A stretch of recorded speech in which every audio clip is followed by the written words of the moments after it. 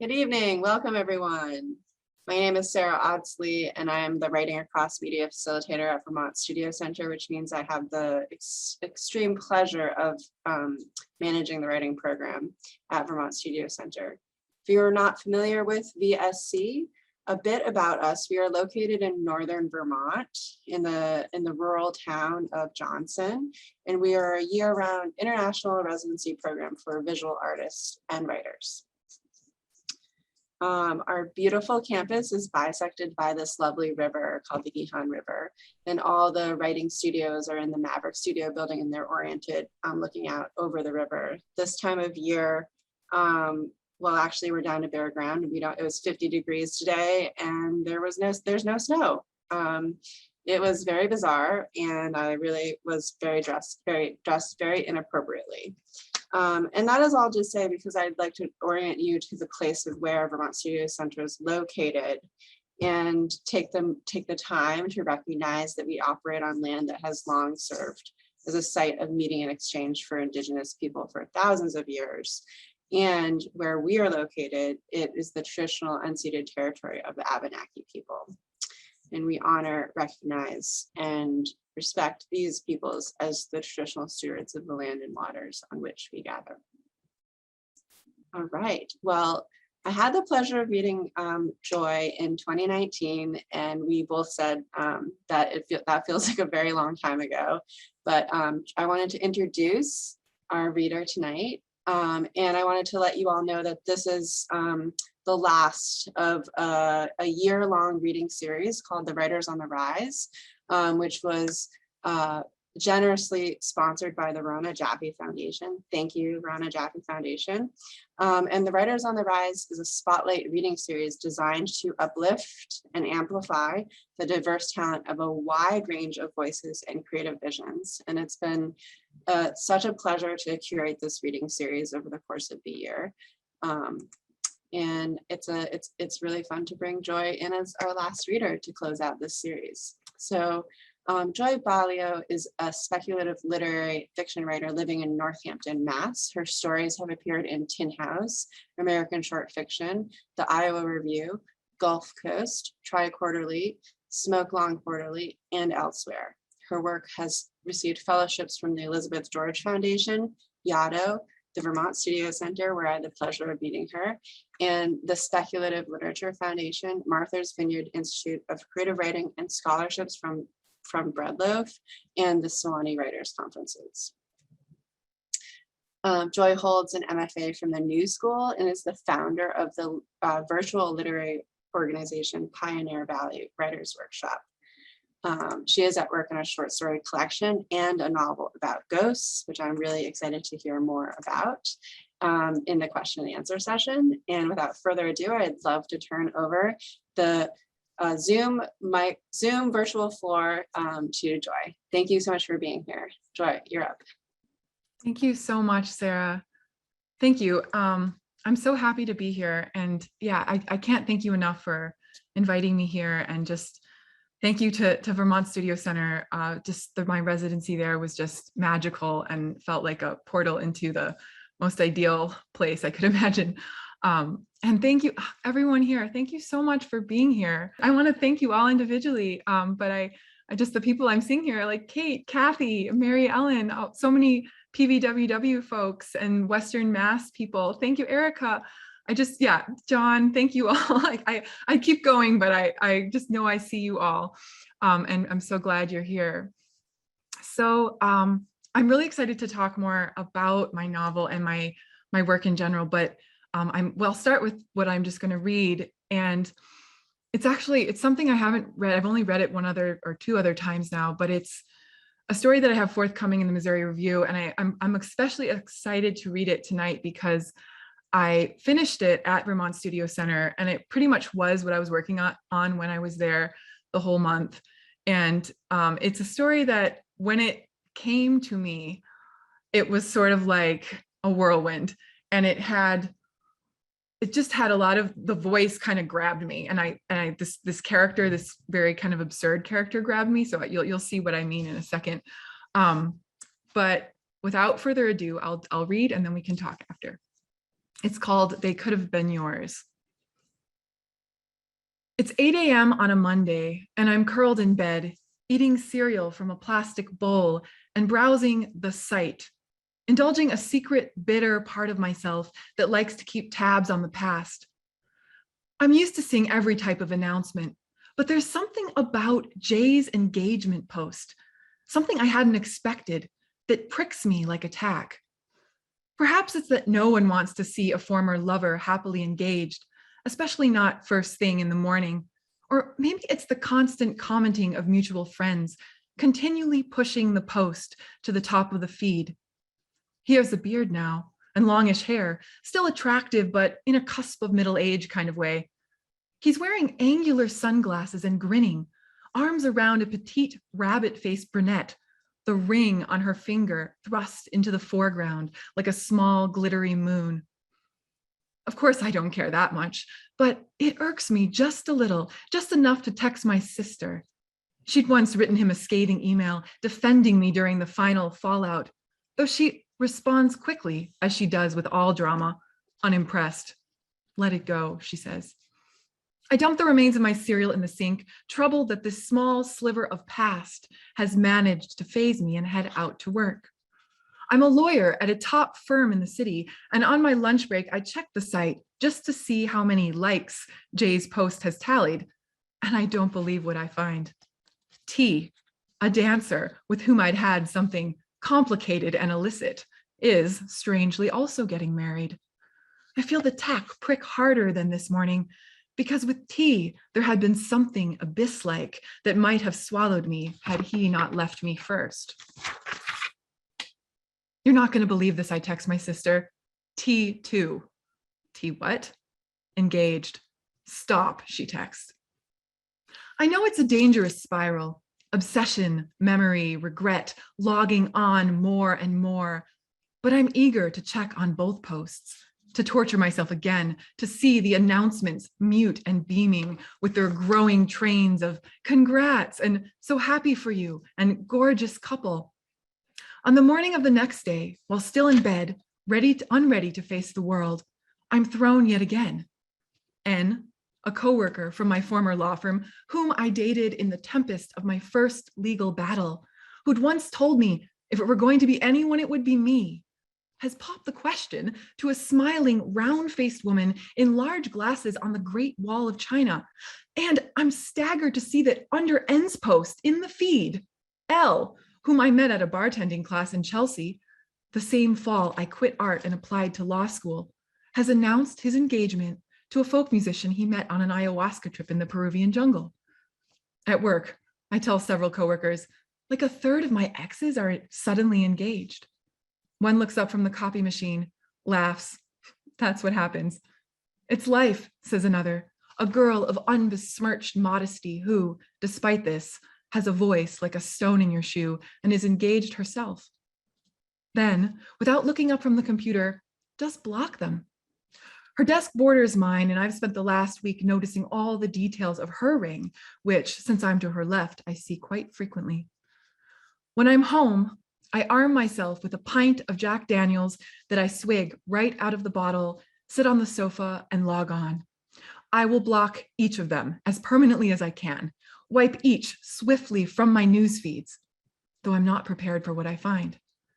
The engagements of the first 3 must have been an opening act. Everywhere, across my various site feeds, men from my past are posting the news, the same news. I see 2 in sequence, scroll down, and there are 3 more. C, who'd been in a polyamorous relationship when I'd met him, and who'd shown me a logic proof confirming the flaw of monogamy, has announced his engagement via sonnet to a woman he claims is the poetic genius he's been waiting for. R, the photographer with whom I once chugged sangria and cavorted through a field at night, and later semi-dated long distance over several dissolute years until he one day no longer answered my calls, has posted a panoramic image of the Swiss Alps, both of them outfitted in bright alpine gear, the ring glistening on one ungloved hand like a shard of ice. I can barely read through it. And here, K, who was most recently mine, a playwright and stand-up comedian who took the LSAT for fun, yet ended up, unlike me, a test prep tutor, proposed through a monologue he snuck into a play to a petite, weasel-like woman with bad posture, but pretty in an all elbows and collarbone and jaw kind of way.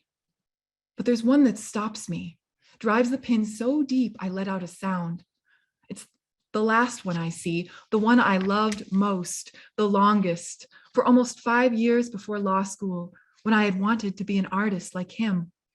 M, the one I'd always hoped would take me back, who at the end could not forgive me, has gotten down on one knee in front of a voluptuous brunette along the Volga River with a ring he made himself from jade and copper.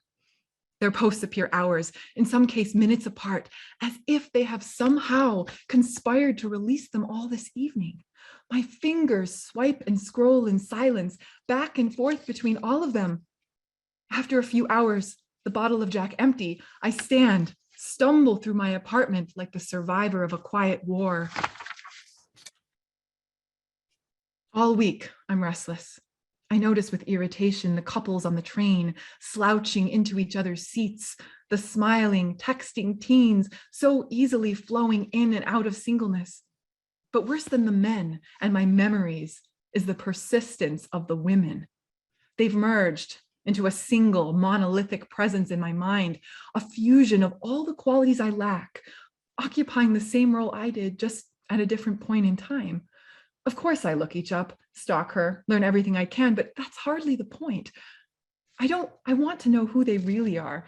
These women whom I learned through my research are wannabe actresses, nonprofit directors, architects, managers of small startups, film producers, English teachers, yoga instructors, postdocs. What do they possess that I don't? I ponder this thought, turn it over in my mind like an alibi I'm inspecting for weakness, cast the hook of my curiosity out into the void. A week later, I find it, a ring tucked neatly under my pillow, where I know no ring had been before. It's odd because I have never been more single, and I don't have a roommate, a neighbor, or a visiting parent who pities me enough to stage this. I pick it up cautiously, as though it's hot off the forge or possibly magic. I let it sit on my palm like it's alive, breathing, about to wake from seasonal hibernation. The band is silver, and in the center there's a lucid green stone, princess cut, refracting light with the oily sheen of a diamond, yet hypnotic in a way that diamonds never are. There's a word I can't quite make out inscribed on the inside of the band. It might be love, but it's so faint and hard to read that it just as easily could be any other 4-letter word. For some reason, I hesitate to put it on. I'll wait until evening before wearing something so mysterious and expensive, I think. But I keep it near me for the rest of the day, on the kitchen windowsill as I cook so it refracts geometric light across the walls, on my bedside nightstand as I fall asleep. Somehow, it feels important, the universe's answer to the strangeness of recent events. But the following evening, I'm so nauseated at the ever-growing stream of likes and congrats that confront me with each site login, that to distract myself, to pretend for just a moment that I am one of them, that glittering crowd of ring wearers, I slip the band onto my finger. I'm usually the first to admit to something unnatural in the works, forces like black magic, curses, entities, even karma. And it's not this moment, it's not just this moment that has me on high alert. I've witnessed my fair share of supernatural. There was the time in the funeral home with my grandmother's corpse, waxy and dead in an overpriced casket, the articulated clarity of her voice in my head. There was the haunted step on the staircase in the house I'd grown up in, the pale, wide eyes of a ghost girl that flashed in my mind each time I descended upon it. And of course, the unexplained presence I feel in almost all bathrooms, but this is different. There's something about the moment when the ring slides onto my finger, the coldness and tightness of it, snug and perfectly fitted like a glove, but without any warmth. The darkness that rushes down around me like a fallen curtain so that I'm now distinctly nowhere, that lets me know I have crossed a line, stumbled upon a new kind of uncanny. And then, in an instant, the darkness is gone, like the next beat in a song, and I am no longer in my room. I rub my eyes, pinch my earlobe, twist the ring so that the stone clings to the underside of my finger like a bat in the cave of my palm. I laugh dryly, disbelievingly. I knew it. The ring is cursed. It's transported me to some other apartment, apparently. Gone are the low ceilings of my East Village studio, the floor clutter of dirty clothes, the smell of unwashed dishes. This room has a wraparound window bench lined with small animal pillows. I step over neatly stacked books that I've never owned or read, looking for signs, explanations as to where I might be. The closet is large, yawning, a doorless cave with just a curtain pushed aside. I step toward it. A sound comes from it, a human sound. Someone is rummaging, singing softly, and when she steps out of the closet, a woman my age, thin and pretty in an angular way, I stop, stare. She's familiar. Hi, I say. I can explain, or try to, why I'm here. It has to do with this ring, this thing. I hold out my hand. At the very least, I'll fall back on politeness, civility, even if she is rudely ignoring me, glancing everywhere but at me. Hello, I say again, my name is. And then she steps into my exact space, through me, as if I'm not there at all. It's the strangest sensation, jarring, tingling, as if I am suddenly made of jello and a spoon has been dragged through me. Hello, I say again, and this time I'm certain it is just me, only me, who hears my own voice. My chest feels full of cotton, and there's a balled up knot in my throat. I kick at her tower of books, yet not so much as a page shifts. Her phone rings, and I reach for it, but my hand moves through hers. I know her now. I recognize that toothy smile, her sharpness, her collarbones. She grips the phone, between jaw and shoulder, the flash of her own ring gleaming. Hey there, she says, not to me. Then laughter, musical, shrill. You have no idea. I was so surprised. I stepped closer into her personal space, so close that I can see the pores on her cheeks. So this is the life partner Kay has chosen. I study her, the few fine hairs above her lip, the uneven twist of her mouth when she speaks. She is glowing, radiant with joy, and I am suddenly sick, so overcome with something inexplicable that I slip the ring from my finger hard and fast without thinking, and here I am, back on the couch, the sight open before me. I'm gonna skip a tiny bit ahead. Basically, she continues, she has a second encounter with this ring and sees what it is showing her, which is basically the fiancés of the exes that she has witnessed on the site. Can it be that the ring, we missed a couple of those encounters. Can it be that the ring gives access to all of them? I'm suddenly gluttonous to find out, eager to play, to dally, to test the rules of this newfound gift. Again and again that evening, I don and remove the ring, the locations, sometimes a sidewalk in a foreign city, a back seat of a moving car, a suburban yard, an apartment in a neighborhood I've never been to, shift around me. Of course, I recognize the pattern, recognize the women always present, rings flashy and visible on all their fingers, sometimes with friends, often alone, sometimes with that heartbreaker himself. But, and I smile at this, for whatever reason, it's not the men that the ring connects me to, but to these strangers, these usurpers. And in the coming days, weeks, and months, the ring becomes my new way of keeping tabs, a voyeuristic sight upgrade. I slide it onto my finger, adorn myself in spectral anonymity, and fall away from myself into those other lives. It's hard to remember them all, who's paired with whom, but soon I learn their names, memorize them like characters in a reality show. It's also not long before I piece together some of the logistics.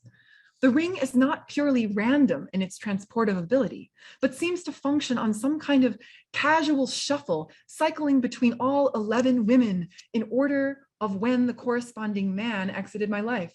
I'm shocked too to find that while I wear the ring, I cannot leave the fiance. If she's in the bedroom, I am too. If she doesn't leave the apartment, neither do I. If she's in a crowded metro car, sandwiched between tired 9-to-5ers, there I am. If she's moaning under my ex, I'm there watching. At first I feel trapped, like some sort of trailing puppy tethered to an inattentive master. But the more I witness the small, quiet moments of their lives, the little things that no one usually observes, the more my leashed existence feels like a kind of VIP pass, a one-sided secret intimacy I alone am permitted. My visits become routine after work and weekend mornings, like exercising or online shopping. I'm surprised at my sustained interest in them, which has grown in me like a persistent and thriving weed, surpassing, for the most part, my wilting desire for the men who, with few exceptions, now seem like old news. Occasionally, it seems that the women almost know I'm there, want me there, a kind of witness that gives meaning to the monotony of their daily lives, even if they can only just sense me on the periphery. Sometimes I talk casually to them about my own past. Of course, they can't hear me, but I like imagining that they can, that they find the stories intriguing. To Sarah on the subway, home from her office in Toronto, I hover and talk about A as a child, the forts we'd build together in the woods, all the girls in 7th grade who wanted him. But he chose me, I say proudly. He thought I was different from all of them. In Jay and Alexa's apartment, the radio is always playing Bollywood music. She's taking a class, and I perch on the spice rack above the sink to better face her as she washes dishes, and I tell her about me and Jay in the college library, the things we did in the deserted stacks of the reference section.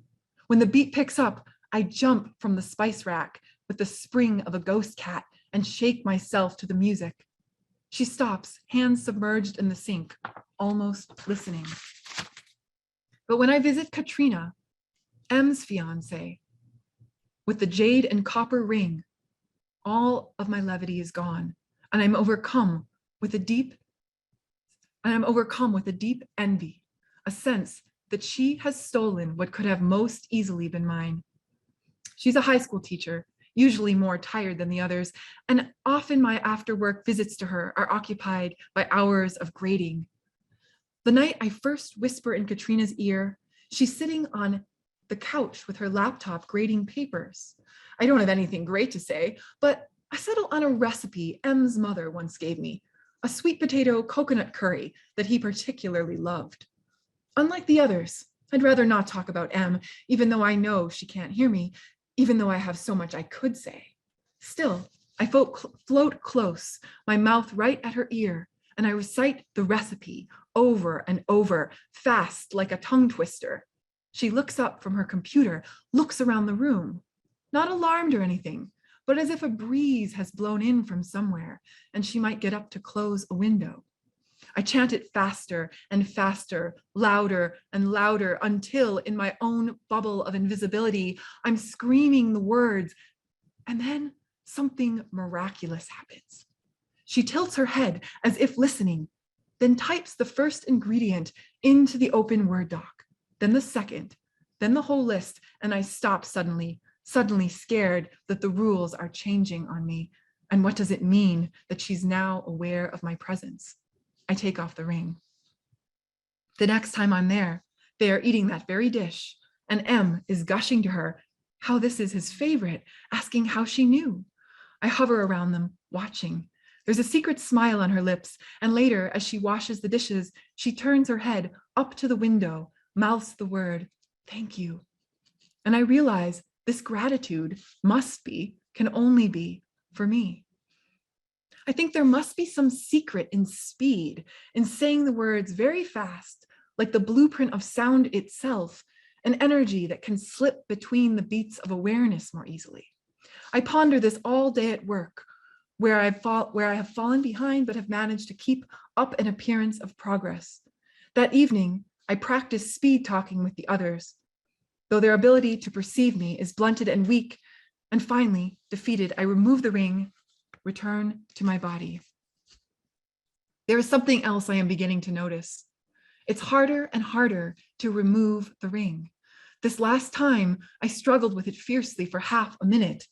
When I finally wrested it from my finger, opened my eyes to my own bedroom, the familiar siren wail of my hospital adjacent building, I put the ring in a drawer, out of view for the rest of the day. I cannot suppress the thought that's arising in me that now is the time to throw it away, that something is shifting, ensnaring me, becoming more than I bargained for. But I am not one to listen to my fears, and I push the worry away, bury it under my zeal. Katrina, despite my envy, is my favorite. She's the least concerned about the planning of her wedding, unlike the others, and more concerned with her students, with her mother's cancer, with her relationship with M. I notice how she smiles at him, how she tucks her head into the space between his shoulder and jaw, her endless encouragements of his art projects, the way they dance silly and dramatic in the living room. But most of all, I'm intrigued by the idea of my own influence. I know for some reason she alone hears me, but doesn't understand who or what I am. I imagine revealing myself to her, telling her my history with M. But instead, I whisper to her of other things, details about his childhood, insights I gleaned over the years about his parents, his family, my own philosophies. And when one night she has gone to sleep, I find her crying because her mother has taken a turn for the worse. I feel particularly kind, and imagining myself a comforting spirit, say, "You will survive, become stronger, transcend." And it is not my imagination that her breathing softens, her crying stops, and she whispers, "Thank you." Another night, as they're lying in bed, her eyes still open, she asks into the darkness, "Who are you?" And I can't resist. From the ceiling where I hover over them, I whisper my own name like a mantra, and I see her eyes widen in the darkness at this answer, though of course it is not an answer she understands. Once I return to my stiffened body to find my sister standing above me, shaking me, a look of panic on her face. She gasps, hugs me when I open my eyes. "I thought you were dead," she says. "I almost called 911. "I was sleeping," I say. "Why are you here?" "I was worried about you," she says. "I haven't heard from you in a while. And when I showed up 5 minutes ago, you were out cold." "Sleep paralysis," I say, "and a bad migraine." "So that's why you're not at work?" I can feel the force of her suspicion. I nod, yawn, put my hand to my head. "I feel like something's going on with you," my sister says, eyeing me like I might be hiding a drug lord boyfriend in my bathroom. "Something you're not telling me. Are you still stalking those guys online?" "If I were," I say, "don't you think you'd hear about it?" I let her take me out to lunch on St. Mark's, to a brunch spot where we used to go regularly, and she watches without question as I order 4 crepes, 2 dessert and 2 savory, and devour them all before she's finished her first. When the weddings approach, I'm ready. Although really, what must I prepare? These are the first weddings I'll attend where my attire matters not, where I won't wrangle some indifferent male friend into being my begrudging second, where I'll say and do exactly as I please. And I'm barely surprised to learn that, with the exception of 2, they all fall over the same weekend in May. K and E are married in beachside luxury with food like suckling pig and 12-layer cake, others in destination resorts, to which I arrive in a single glorious instant, sans airfare and jet lag. Others marry in traditional venues, country clubs, churches, hotel event spaces. I visit them all, flitting back and forth between the various settings, often arriving just in time for vows and speeches. It's a thrill to see each man, each ghost of my past, paunchy with newly acquired middle-agedness. Of course, I have seen them over the months as I've haunted their women, but never in such a glaring limelight, never squeezed and stretched into the unforgiving confines of a tuxedo or suit, sweaty and nervous and gleeful all at once. During the speeches, I relish my non-physicality, my crude laughter, my insults, my ability to spit and shout and curse. I dance too, on the dance floor, grotesquely, before the bride and groom take the spotlight, over the chairs and under the altars, on the tables while the guests are spooning garlic soup and coconut custard and all the richness of the feasts into their mouths. But it's not just a raucous affair for me either, not all one big party. One of the weddings eclipses the others, pulls me deeper into the center of whatever it is I'm already in. M's wedding is more understated than the rest, not particularly flashy, at his mother's place in New Jersey, where the lawn stretches back to a shallow strip of forest. There are chairs and benches throughout the yard and a carriage house arranged with rows of folding tables and a small space for dancing. It's the end of a long night for me, a night I've sampled in bits and pieces until this party gradually becomes the only one I care about, the only one I want to see through to the end. I stare around the room, lit with Christmas lights, the fig and nutmeg cake, earlier a tower of iced and sculpted perfection, sags and crumbled ruin. Paper plates sit empty and sodden in front of guests. The bugs are out in murderous, unseen numbers. The last in a train of speeches has just ended, and it's time for M to speak. Katrina is clinking her glass, laughing. He stands, smiling, a few glasses of wine in him, I can tell. He has never been the public performer that I am, never commanded an audience like I have, like I'm leading them into battle. Yet I recognize that something in him has been stripped away, some veil of boyish self-consciousness, and what's left is so striking and alien and newly emerged that I let myself sink to the floor in the center of the room to observe him. Out of all the women to come into my life, he says, and already I am undone. Katrina has risen above them all. He continues, describes the moment he first knew it was her, how she was at his side through layoffs and unemployment and surgery, how she built their furniture with him, the deep, gentle strength of her soul. My warrior princess, he says, same as he called me.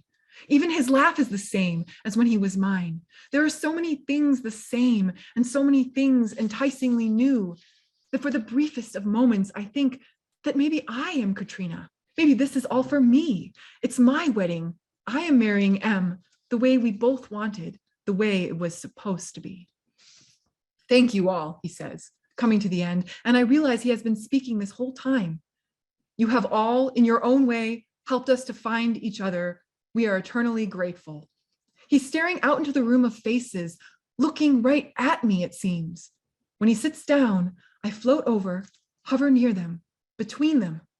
He leans to kiss her, through me, and I hold my breath, strain to steady myself, but I feel him in every pore of my non-physical being, his thoughts, his smell, his dreams, his fears, the way he laughed at my jokes, all of it condensed into that one space, a concentrated broth of him bathing and submerging and drowning me, trapping me in the old, filling me with such deep longing for the first month I knew him, when he was at the epicenter of everything I found magical and hopeful and beautiful, and the world could have gone to apocalyptic ruin around us, and I'd have hardly noticed. Katrina pulls back from the kiss. She's breathing heavily, restless, brushes her neck like a fly has landed. I can tell she's sensing me. Her focus shifts, her eyes flit nervously, searching, and she whispers something. At first, I think it's to him, but then she says it again, almost apologetically, her eyes roving around as if looking for me. Please, she says, go away, go home. What? M says, pulling back. Are you talking to me? Then she says it, my name. She's staring at M. Do you know her? He makes a weird face. Yeah, that's my ex, the lawyer, the crazy one. Crazy, Katrina says. She took the breakup hard, he says, though that was years ago, grad school. Why?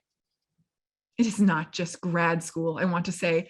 I am from before and after. I was with him through the applications and interviews, through the apartment hunting and city choosing and jobless limbo of afterward. I would know his voice in a crowded room after 20 years across time and space. Is she dead? Katrina asks, her voice low, serious. His face pinches together like the thought is sour. I don't think so. Why? Because, Katrina says, I think she's haunting me. I'll stop there. It's nearish to the end, but thank you. Thank you all. We want to know what happens next. I mean, it's a couple more pages, but it's out. It will be out. I'm not actually sure when the exact date of its when it will come out into the world, but I know it will be sometime probably in the spring in the Missouri Review. So hopefully it will be available online, but yeah. Amazing. What a great reading, Joy. Thank you so much. That was so fun to hear. And I love even more that you were working on that at Vermont Studio Center during your residency in 2019. And it just makes me so happy to bring people back in this way through our virtual reading series. And to hear, like, you know, the fruition of work that you worked on while you were in residence here at Vermont Studio Center. So the Missouri, that will be published in the Missouri Review in the spring, and you'll have to, I don't know, maybe I'll drop in a link to the Missouri Review so people can subscribe and make sure they get a copy of that ahead of time. I'd love to open it up to questions for Joy, and you can feel free to unmute and ask your question directly. Mary Ellen said, loved it, but you stopped too soon. Julie says, it's obvious that you had fun writing this.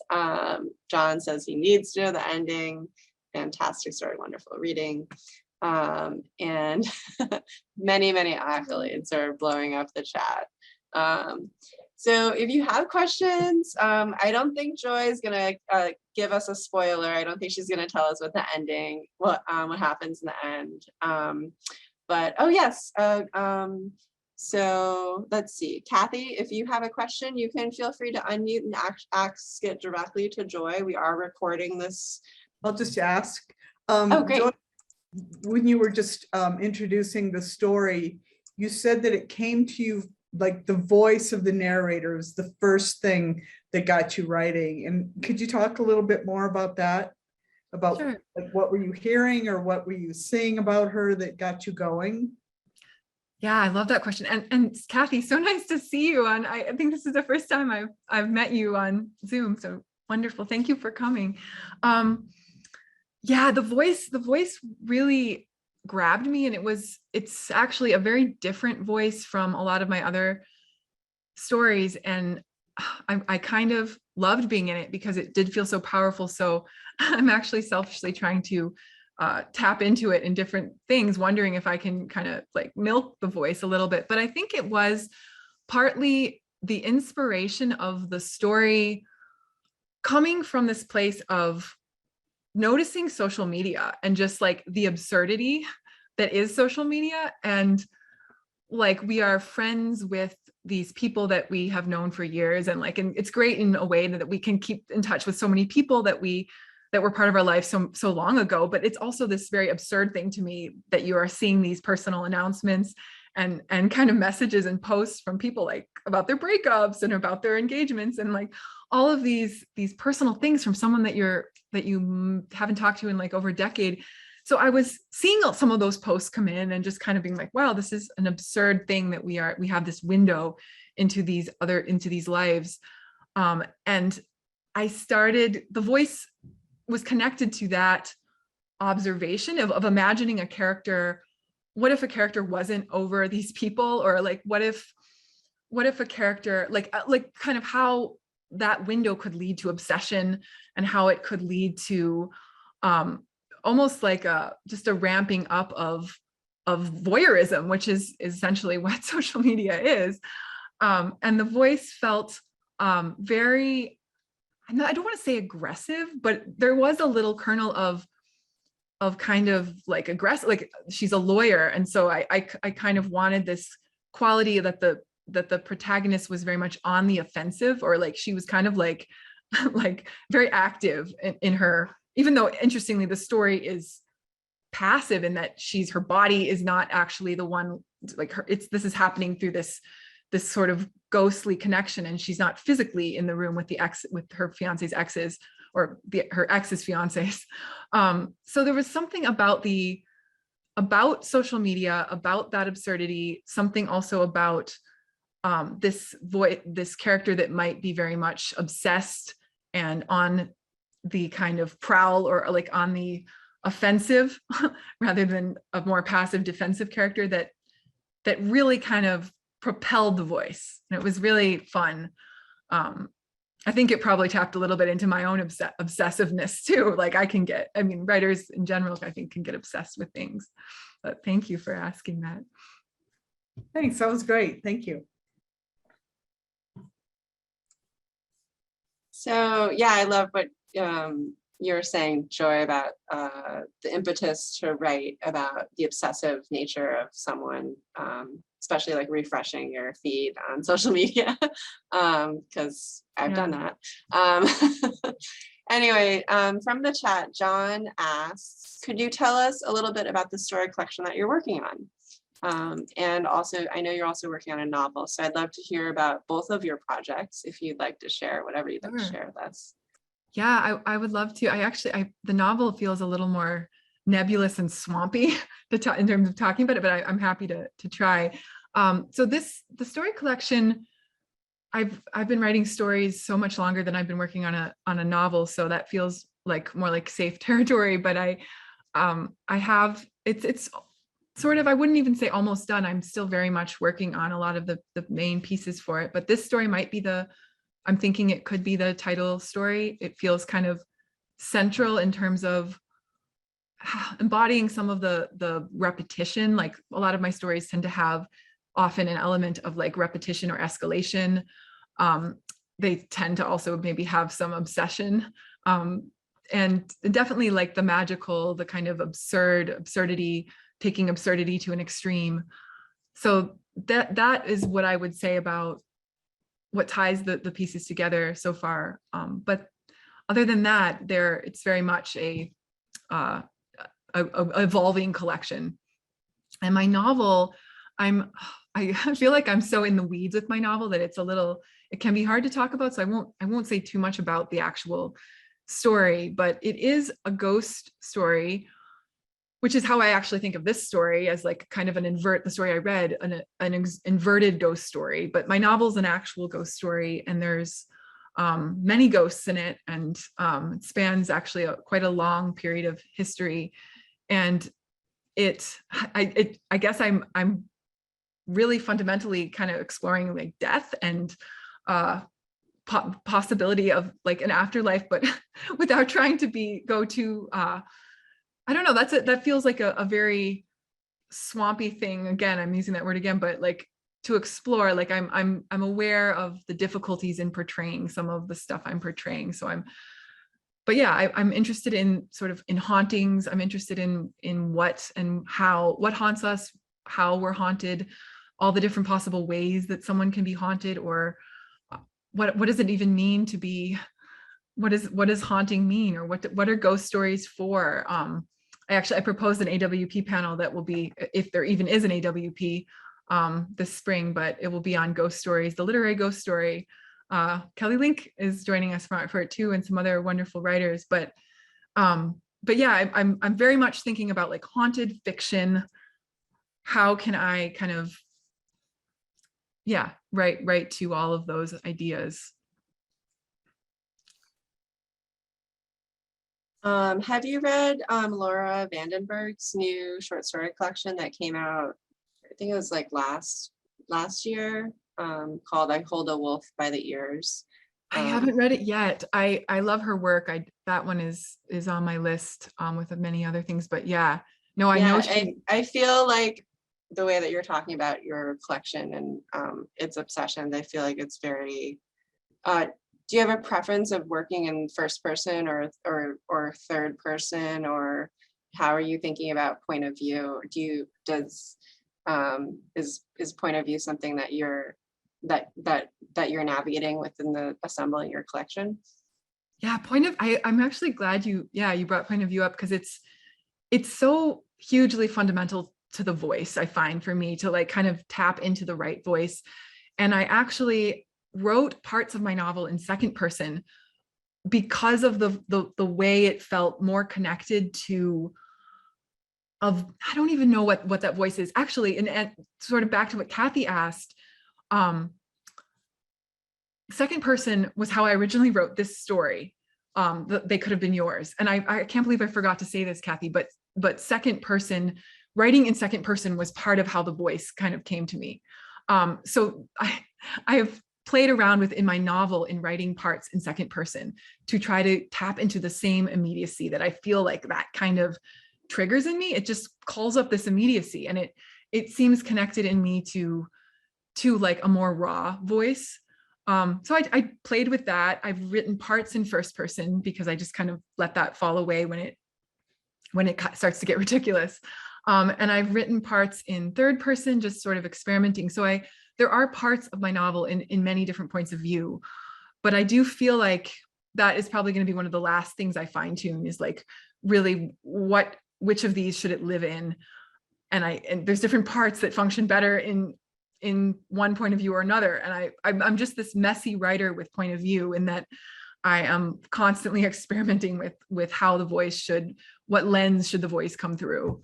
I'm always wanting to be like a more organized writer in terms of how things come through, but then I get into these kind of roles with certain snippets of voice or certain scenes, and I just kind of I let it go. So I let it go where it goes.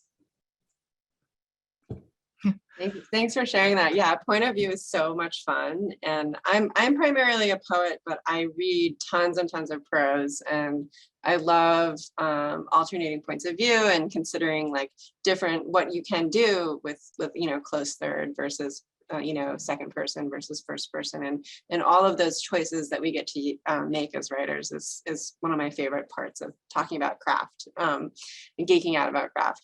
Mary Ellen was wondering if there's a character who populates each story in your collection, which is an interesting question, because I know that I think I heard, I want to say it was Lauren Groff, say that when she published her short story collection, that the short story collection itself becomes an argument as a whole if you read it in order. I read Robin MacArthur's book Half Wild, which is she's a Vermont author who has a short story collection, very, very much about place and a rural town area. And it's actually more like a linked short story collection. So there is like a couple of characters do reappear, and that can be a strategy that some writers take or decide to do with their collections, or that happens in the editorial phase. But I've always appreciated that that each individual short story stands alone on its own in a collection, but they may talk to each other in some way. And I was just wondering, that was a question that what came from the chat. So yeah, no, that's such a good question. Or like I'm so fascinated about the order of how you would order a collection. I haven't started playing around with that yet because I'm still writing so many of the pieces, but there are, I remember actually when I was at Bread Loaf, Laura Vandenberg, who I was studying with when I was there, she had so many wonderful tips about the ordering of a collection, and like, this is what you should think about here, and you should put this kind of story first. And she had wonderful ideas about it. But yeah, no, sorry. Oh my gosh, I feel like I lost track of the question. Yeah, sorry, I did ramble there a little bit. So someone was asking if you're using that strategy at all in your own collection, if there's a particular character that is reappearing in your stories. There actually isn't. I wish there were, and like maybe I will do that as a thing to at the end. Maybe it'll be like there'll be a way that I can connect them. I've sort of toyed with the idea. This is really kind of hokey maybe, but like of connecting the stories with in some way, like imbuing a puzzle throughout the collection, or like, I don't know. I like playful, formal concepts like that, but I haven't really thought about that. I am reading right now, I'm reading a wonderful novel, first novel, Sequoia Nagamatsu's How High We Go in the Dark, which is coming out in January. But for anyone interested in that, for anyone interested in, it's a novel, but it essentially is also short stories that stand on their own, but it's, I mean, essentially it's you could see it either way, but it's marketed as a novel. But he's a fantastic writer, and he so nicely ties these standalone pieces together with this central concept of, surprisingly, well, he wrote this 10 years, he began this 10 years ago, but a climate plague. So there is some sort of disaster in the world, this plague, and all these different characters are reacting over the course of centuries, essentially. And it's such an imaginatively structured way to tie together you could a collection, or to even kind of redefine what a novel is. So I've been really just loving that and reading that. So check that out if you are interested in that. Yeah, if anyone has read Improvement by Joan Silber, I think she also does that. It's a novel, but each section is almost like its own short story, but it all makes sense, you know. So Rachel was wondering about the definition for speculative. Speculative fiction is a new term for Rachel, and she was wondering if you could talk about what makes a piece, in your opinion, speculative in nature. And yeah, which is always fun to talk about. Yeah. I love, I feel like I probably use a different term at different times, and I often use fabulism. Slipstream is also a term floating around that is sort of in the same territory. I personally I think of speculative as causing, there's some kind of what if, or some kind of speculation that is going on. There's some kind of unreal element that has kind of entered into the real world. And there's often characters have to kind of grapple with the consequences of something based on this kind of unreal element.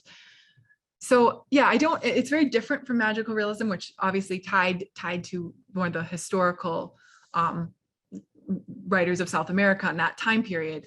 But speculative feels to me like Kelly Link, Amy Bender, even George Saunders in some ways, Karen Russell. Those are some of my heroes, Manuel Gonzalez, who play with that. And I also personally, the way I think of it, when it's really working well, I think it is often, it has to be connected to a deep emotional truth in the world. Something, it's sort of not, the term weird for weird's sake is something that I don't know if I've heard that somewhere. Like, don't be weird for weird's sake, that there's usually the best magical fiction or weird fiction or speculative fiction has some kind of heart, or some idea it's exploring, or there's a very, the emotions in it are true. As Flannery O'Connor, she's one of my heroes, she said something that I repeat a lot about, that goes to the root of how I see it, is distortion to get at truth. She says the truth is not distorted here, but rather distortion is used to get at truth. So that's sort of the way I see it. I can just answer too. I see Craig's question. Do you usually start with a character and then get them in trouble, or do you start with a premise and go from there? Oh, I love this question. And or is it different from story to story? I mean, I will say it's different in that I've definitely had stories that start many different ways, but I do think I tend to be more of like a premise writer. I tend to get interested in some random idea, or like, what if there was this weird contraption or invention that did this thing that we don't have, or like, I'll just say the kernel that like, what if ghosts could actually I won't say my novel, little soundbite from my novel.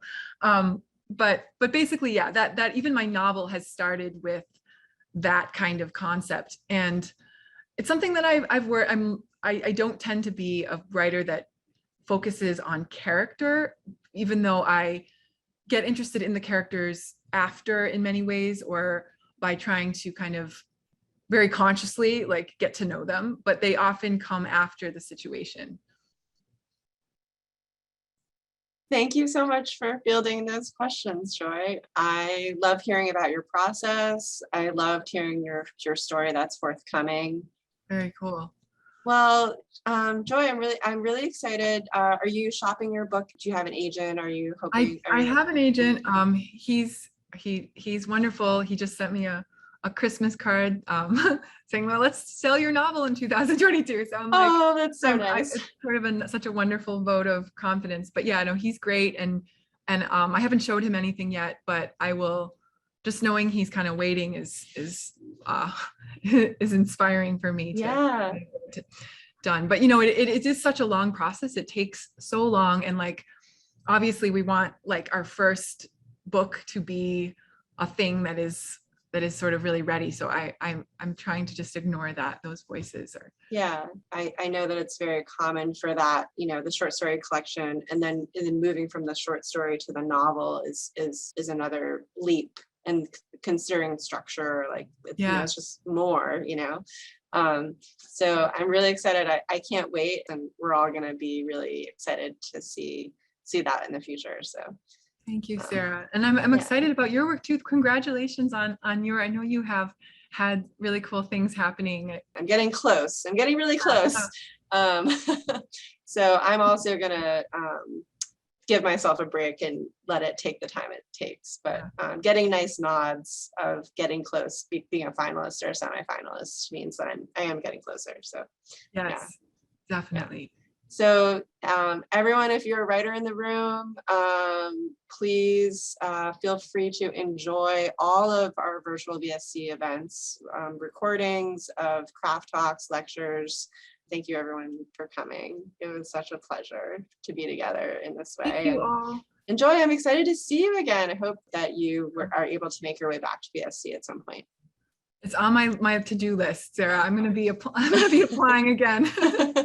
and yeah, thank you everyone.